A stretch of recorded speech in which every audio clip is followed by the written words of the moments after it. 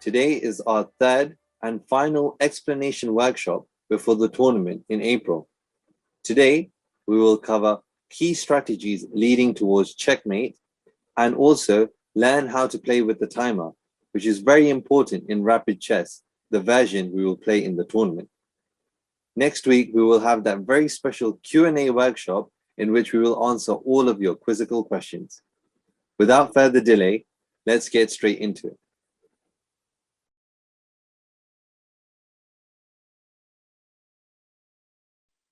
Controlling the center and developing pieces. Is the center really important to control in chess? What if a player wants to move pawns on the edge of the board with a move such as a6? Pawn moves are important when they move to a place, when they control key squares, and when they open up lines for other pieces to move and enter the game.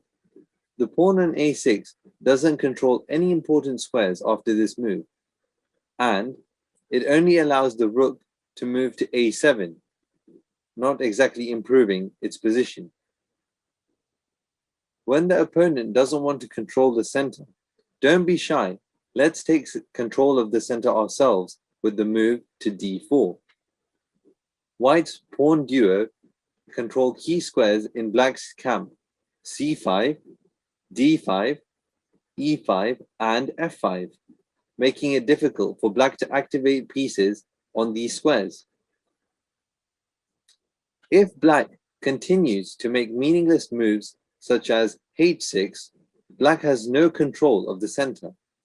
Besides the pawns, only 4 pieces can move: the 2 knights, which were already able to move at the start of the game, and each rook, that too only 1 square forward. What happens if black decides to wake up now from a deep sleep and decides to move the knight to c6 to the center of the board? Pieces need pawns in the center so they are not constantly attacked. Since black does not have any central pawns, what can white do to develop its piece forward and attack the black knight? Correct. Moving to d5 will attack the knight. This forces black to waste time, and by moving it again, black should admit the mistake and retreat. However, it instead decides to move the knight towards the edge of the board with knight to a5. Most pieces do not like to be on the edge of the board, and the knight is especially weak as it only controls 4 squares. Compare this to the white knight on f3. It controls in a total of 8 squares, twice as many as the black knight. More importantly, black does not have any safe squares in which to move. If black does nothing now, the white pawn will simply capture the piece.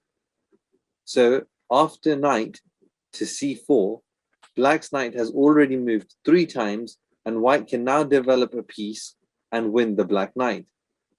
Can you guess which that is? Well done. It is the bishop to c4. Black is now in serious trouble, but should at least try to prevent white from progressing further by advancing some of its central pawns. Instead, black decides to move knight to f6. Since black has not controlled the center with pawns, white is able to gain space and attack the black knight. Again, can you guess by which move this is? That's right. Once again, by advancing a central pawn to e5, the black knight is once again in danger. Black should now again retreat and admit defeat by another mistake, but decides to lunge forward with knight to c4. Notice, most of black's knight escape routes are covered by pawns. Even black's own pawn on h6 prevents a potential knight retreat. How can white here win more material? If you guessed h3, well done. Now, if black takes the pawn on e5, White simply captures it with knight to f3. White now can win this piece by moving its king. Let's win the material with king to f2. We can see now from this example, by controlling the center with pawns and actively developing pieces towards the center itself, White was able to take advantage of Black's careless play and develop two pieces and gain excellent position.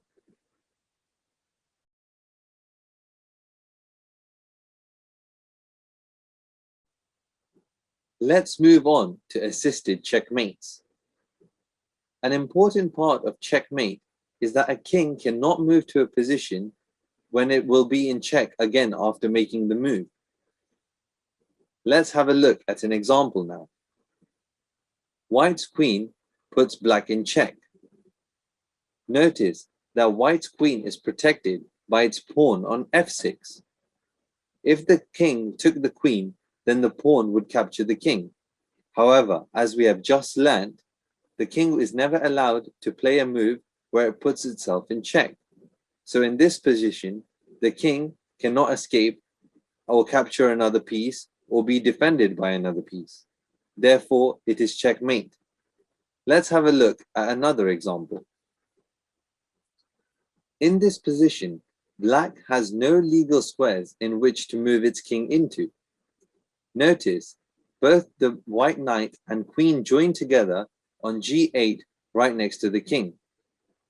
White can deliver a check by moving the queen, assisted by the knight on e7, the queen gaining checkmate. Now that you have learned how pieces checkmate each other, let's have a look at checkmate in more detail.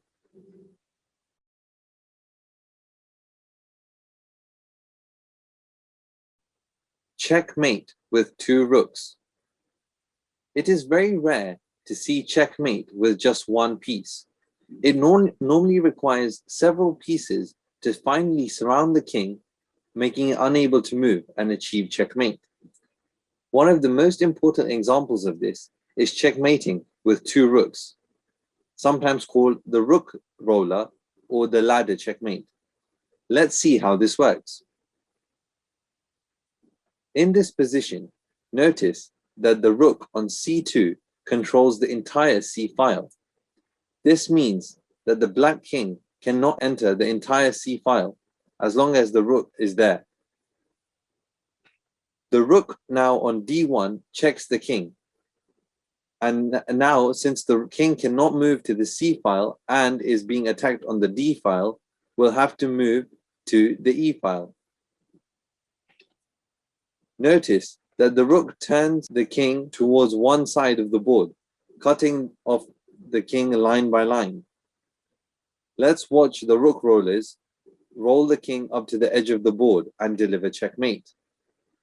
After the king moves to f7, we bring the rook from the d file to the f file.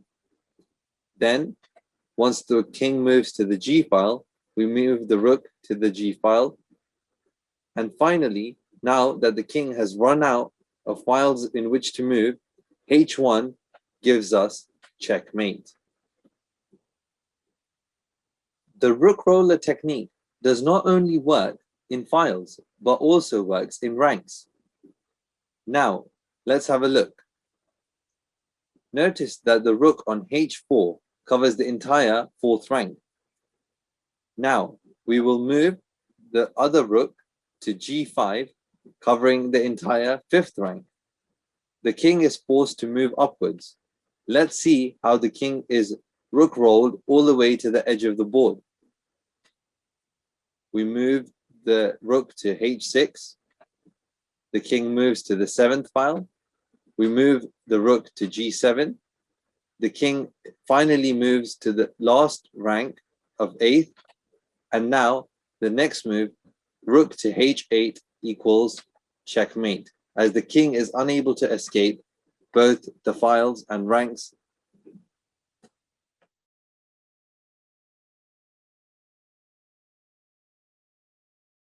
Let's look at checkmating with the queen now. Even the most powerful piece on the board, the queen, cannot checkmate the king of the opposition team by itself. Many times you will find yourself with just your king and your queen against the other king, and you need to finish the job. It can be pretty frustrating sometimes unless you know what you are doing. Let's see how this works then. In this position, we can see an assisted checkmate idea with just one move to win us the game. Can you see which that move is? Well done if you guessed queen to g7. The queen can move to this square, checking the black king. And since the white queen is protected by its own king on f6, the white queen has won the game by checkmate. Delivering checkmate on the corner of the board is difficult, as it's difficult to get the king there. So let's see how we can actually do this from the center of the board. Here we have a good example. The black king is positioned on the central square of d5. In order to checkmate the black king, the white team must move the black king into the corner of the board. Notice that in the next turn, the black king can still move to one of these central squares. White prevents this from happening by moving the queen to e3. After this, the king moves to d6. The next job for the white queen is to prevent the king from returning to these central squares. It does this by moving to e4. Notice that the king is trying to keep to the center with the queen slowly but surely pushing it towards the corner. The king moves to c5, trying to stay close to the center, but the queen moves to d3 and prevents this again from happening. Notice that after the king moves up a square, the queen also moves up a square. The king moves a square diagonally down. The queen follows it by also moving diagonally down. The king then moves up a square, and the queen follows it by moving up a square as well. Notice the queen is keeping a knight's shape away from the king at all times. This helps to push the king into the corner. After the king moves to a7, the queen also follows and moves to b5. Now comes the most important part of this position. If the king moves to a8, the white queen should not continue with the knight-shaped movement by following it, because this will leave the black king no legal square in which to move. And if you remember from our previous workshop, what is this called? Correct. The black king has achieved stalemate, which is not good for the white team, as it is still in a position to win the game. So in order to avoid this, let's see how we should move the next position. We should instead move the white king close towards the black king, leaving the black king a space to maneuver as our white king progresses to the corner. We can see that the a7 is still a legal square for the black king to keep maneuvering into, unable to move out of this square because of the queen. The king slowly moves forward with the black king trapped in the corner.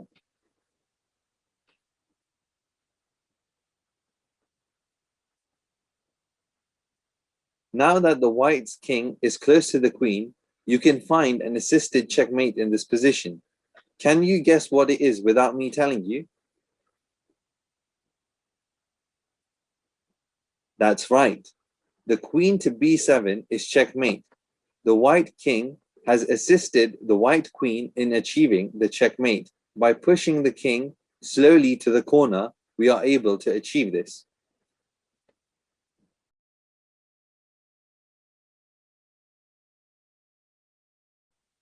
Strategies and tactics in chess. Strategies are the long-term ideas or goals that lead us to checkmate, and tactics are the short-term and immediate factors that help us to gain an advantage. You will learn many different tactics and strategies in chess, moves that directly help you to win material or can deliver you checkmate. But the simplest one is the hanging piece. A hanging piece is another word for a piece that is free of the opponent team. If a piece is left hanging out, it is unprotected and available to be captured for free by your team without sacrificing any of your own pieces. Now, we have an example here. Obviously, you can't base an entire strategy on capturing hanging pieces, but you can for sure strengthen your own unit and chances of achieving checkmate by eliminating the opponent's pieces. The move over here of capturing the rook, because it was free and unprotected, helps us as we have now captured a dangerous piece of the opposition team. Let's have a look at another few examples. In this example, it's white's turn to move. Can you find any pieces in the black team which are unprotected and are left as a hanging piece? Well done if you spotted that. The rook on a8 is totally free and unprotected by any of the pieces from the black team. We can now capture this piece by the queen and have no opposition or threat from the black team. Now, the black team does eventually move and free up the line for their rook to attack our queen. However, we can easily escape this and retreat safely back into our protective zone. Let's take a look at one more example now. In this position, black has noticed white has two hanging pieces.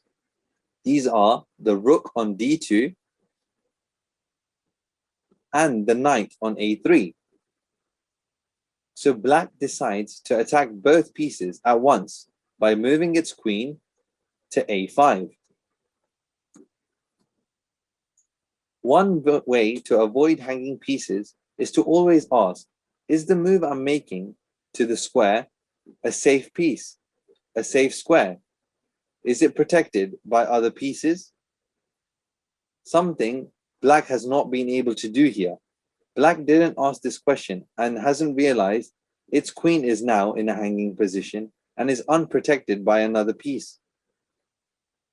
Can you guess which piece of the white team can now attack the black queen, which is hanging on a5? Well done. Good job. It is the white queen sitting on h5, which can easily come across the rank and attack the queen. Always be careful not to be too aggressive without looking at you are leaving a hanging piece in order to gain someone else's piece. Let's take a look at one more example. In this position, we see that the white pawn is ready to be promoted to a queen in the very next move, and by that achieve checkmate of the black king. Since there is nothing on the 8th rank, white will be able to do this. Unfortunately for white, however, it is in for a surprise.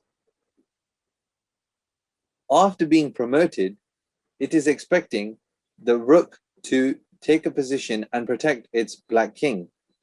However, the black bishop is protecting the b8 square. So as soon as that has been promoted, it is captured, giving black the advantage once again. We have to be careful of the moves we make in chess, as the next move could lead to a disadvantage, while our original move may seem to be giving us the benefit.